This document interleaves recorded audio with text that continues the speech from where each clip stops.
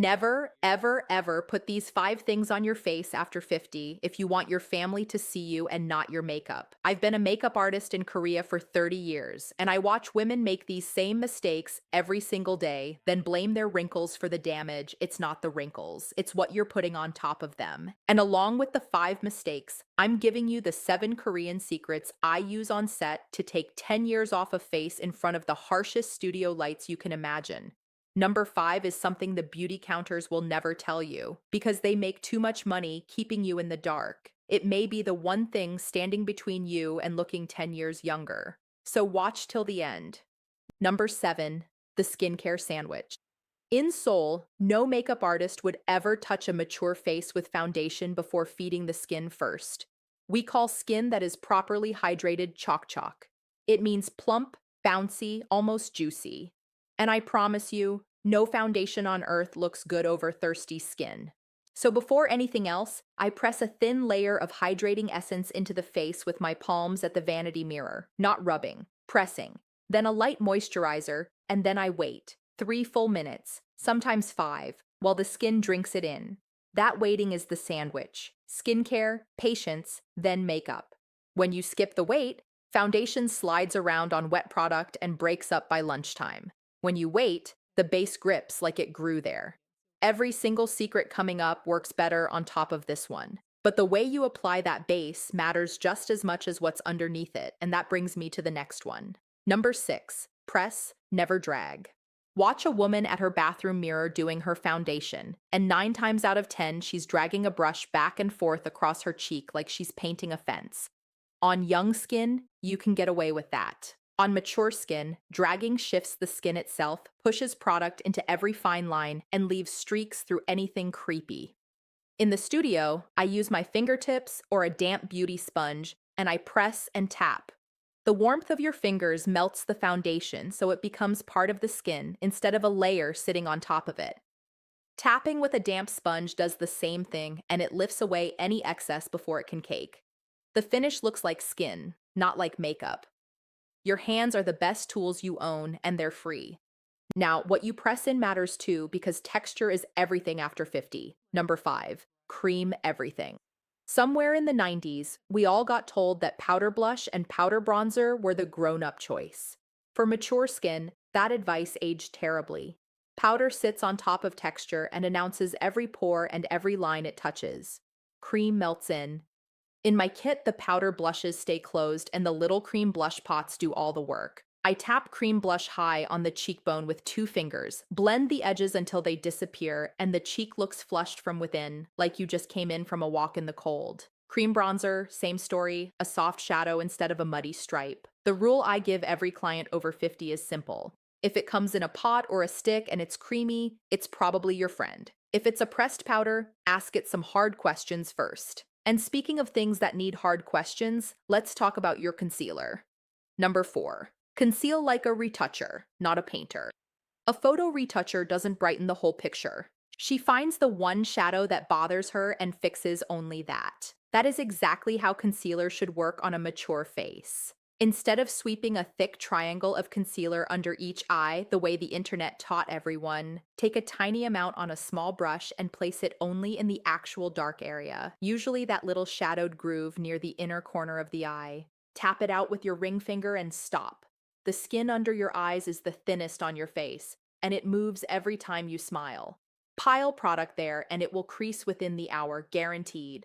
A dot of brightener in the inner corner opens the whole eye. Less product, more light. That's the entire trick, which leads us straight into the most dangerous product on your vanity. Number 3, powder discipline.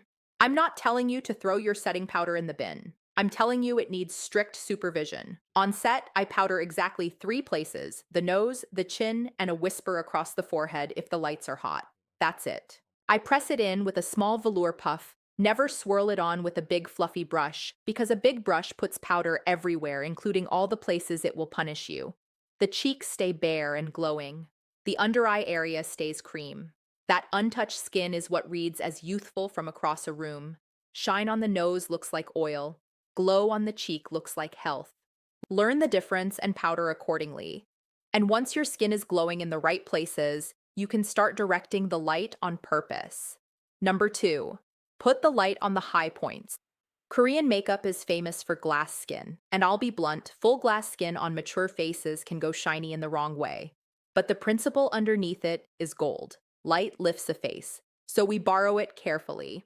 A satin highlighter, never glitter, never shimmer chunks, pressed on the top of the cheekbone, a touch on the brow bone, a tiny dot on the chin. Stand at your bathroom mirror in daylight, and you'll see the whole face lift because the eye follows light upward. I also brighten the center of the face, the forehead between the brows and down the nose, with a base half a shade lighter. The face comes forward, fresh and awake. Every trick so far has been technique.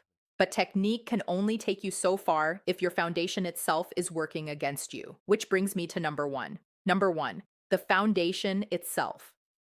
There is one foundation made for mature skin. It helps to blur fine lines, smooths texture, looks natural, not heavy, and it's almost impossible to oxidize, which means no turning orange on you by mid-afternoon. The color-changing technology adapts to your skin tone as you blend it, so it looks like your skin but better, which is exactly the finish I've spent 30 years chasing with mixing and layering. It works with mature skin instead of fighting it, and it doesn't settle into lines the way traditional foundations do. It's loved by hundreds of women, and it's called Luxe. It's not in stores yet, but it's the #1 best-selling foundation on Amazon right now. You can find it on Amazon by searching Luxe Foundation or by clicking the link in the description below this video. If it's gone, it's gone, and you can imagine the results. Results may vary. And if you comment the word secret, I will send you one more secret step for mature skin that may help your makeup last 12 hours or more.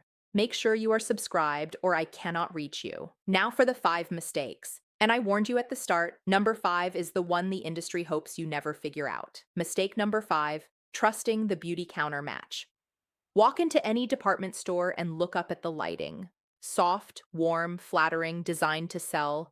The counter girl matches you under those lights, swipes a stripe on your jaw, tells you it's perfect, and sends you home. Then you step outside into daylight and the shade is wrong, and by 3 in the afternoon it is oxidized darker and warmer and you're wearing a slightly orange mask.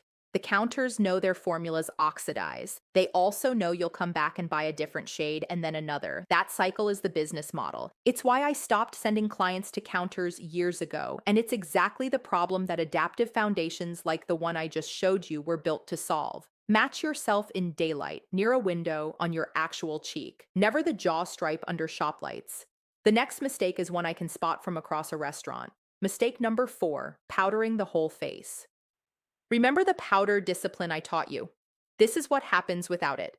A woman sets her entire face, cheeks, under eyes, everything, with a thick layer of powder because someone told her it makes makeup last. By noon, her cheeks look like a dry riverbed, every fine line filled with pale dust, and when she smiles, the whole thing cracks. Powder needs oil and moisture to sit properly, and mature skin simply produces less of both, so the powder just sits there getting thirstier and more obvious by the hour. Baking, that trend where you leave a heavy layer of powder to cook on the skin, was invented for stage performers under spotlights, not for a 60-year-old having lunch by a window. Powder is a tool for specific spots, not a blanket, and its partner in crime lives right next to it in your makeup bag.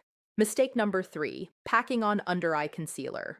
I already told you to conceal like a retoucher. The mistake is doing the opposite, layering concealer under the eyes coat after coat, trying to erase every shadow, then setting it all with powder. Within the hour, it has crept into every fine line, and you look more tired than when you started, plus about 5 years older. The cruel math of concealer is that each extra layer buys you a little more coverage and costs you a lot more creasing. On mature skin, that trade is never worth it. One thin layer, placed only on the true dark spot, tapped in, left mostly unset. If a shadow still peeks through, let it. A soft shadow looks human. Cracked concealer looks like cracked concealer. The next mistake is sneakier because it hides inside advice that used to be correct. Mistake number 2, going fully matte. For decades, mature women were told that shine was the enemy and matte was elegant. So they bought matte foundation, matte powder, matte blush, matte lipstick, and wondered why their reflection looked flat and tired in daylight. Skin is not matte. Living, healthy skin has a soft glow, and when you paint a face completely flat, the eye reads it as dry, and dry reads as old. That matte lipstick is doing the same thing to your mouth, settling into lip lines and making lips look thinner. Swap it for a satin or a tinted balm and watch your lips come back.